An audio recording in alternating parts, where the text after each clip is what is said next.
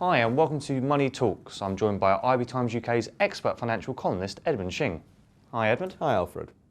Now today we're going to be talking about the FTSE 100 index, which has suffered a real slump recently, 8% down for this year. That's right, it's been a bit of a tough year for equities generally, for shares, and in particular for the FTSE, because the FTSE has big components in the mining and the oil industries who have been particularly hard hit this year because metals prices and oil prices have really slumped and driven those two particular sectors down quite a long way. Has anyone done well out of this year?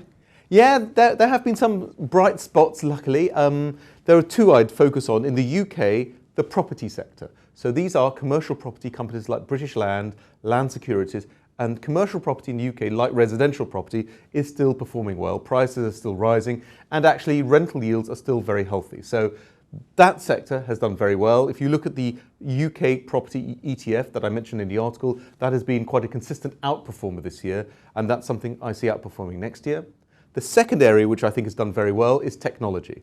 Now this can be characterized more in the US by the NASDAQ 100 index, and again there's an ETF which is in the article. That has also performed very well on the back of excellent results from tech heavyweights like Amazon, Alphabet and Microsoft. And do you expect this trend to continue into 2016? I do, Alfred. I think property trends are still pretty good in the UK because that tends to be tied to the economy. The economy is strong, and even with the Bank of England likely to raise rates, I think property will still perform very creditably next year. The same for the NASDAQ. The technology sector I still see leading the US stock market higher, and I think that's still one of the jewels in the crown. So I still see those two trends continuing into next year. Well, thank you very much, Ed. Thank you, Alfred.